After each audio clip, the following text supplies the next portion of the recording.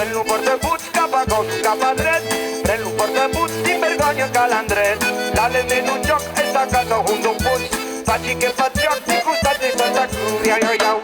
Bonjour à tous et à toutes, amis auditeurs et auditrices de là-bas si j'y suis. J'espère que vous allez bien. Ça me fait particulièrement plaisir de vous retrouver pour cette nouvelle saison, cette nouvelle série de chroniques.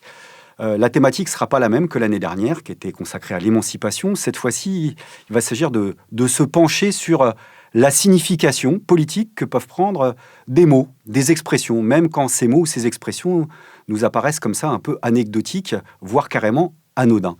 Autrement dit, comment l'utilisation récurrente de mots ou d'expressions peuvent concourir à une véritable entreprise de domination. Et donc, tout au fil du temps, ensemble, on va essayer d'égrener un répertoire non exhaustif. D'ailleurs, si vous avez des suggestions de termes ou de mots, vous pouvez les envoyer à là-bas si j'y suis. Ça sera avec plaisir une sorte de dictionnaire de la fausse monnaie politique où on va chercher à s'interroger ensemble à la fois sur le sens de ces mots, mais aussi sur leur contresens. Je ne jouerai pas dans ce cadre-là, je vous rassure tout de suite, le gentil traducteur ou le méchant censeur, autorisé à expliquer ce qui se dit ou ce qui ne se dit pas. Ce sera plutôt une occasion de cogiter ensemble, de penser ou de repenser à cette facette souvent méprisée ou souvent inconnue de l'offensive idéologique à laquelle nous sommes confrontés et qui fait qu'en conscience, les classes possédantes ont décidé de faire du lexique une extension du domaine de la lutte. Par exemple, en cherchant à détourner, à récupérer, à instrumentaliser une partie des mots qui, jusqu'à présent, ne faisaient partie que du vocabulaire du mouvement de l'émancipation, pour leur faire dire à peu près tout et leur contraire. Ou à l'inverse, pour tenter de discréditer ces mots, les dénaturer, les rabougrir, les ramener à leur plus simple expression pour les dévitaliser, c'est-à-dire pour les tailler jusqu'à l'os.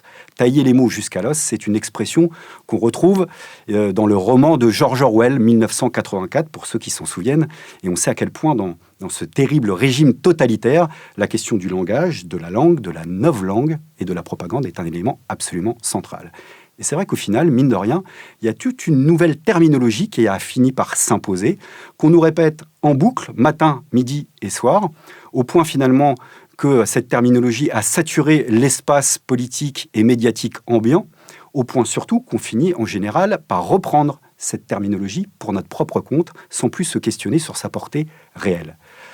Toute proportion gardée, je dis bien toute proportion gardée parce qu'il s'agit d'une période tout à fait tragique de l'histoire et tout à fait singulière, juste avant la Seconde Guerre mondiale, mais on a un linguiste, un écrivain allemand qui s'appelait Victor Klemperer et qui a étudié de près la langue du Troisième Reich. Et il avait cette expression pour souligner le fait que les mots, parfois, peuvent agir comme des mini-doses d'arsenic qu'on prend sans s'en apercevoir. Et qui agissent. Et dans ce cadre-là, explique-t-il, 1000 piqûres de moustiques sont parfois plus efficaces qu'un grand coup sur la tête. Et c'est donc ces piqûres de moustiques qui vont nous intéresser.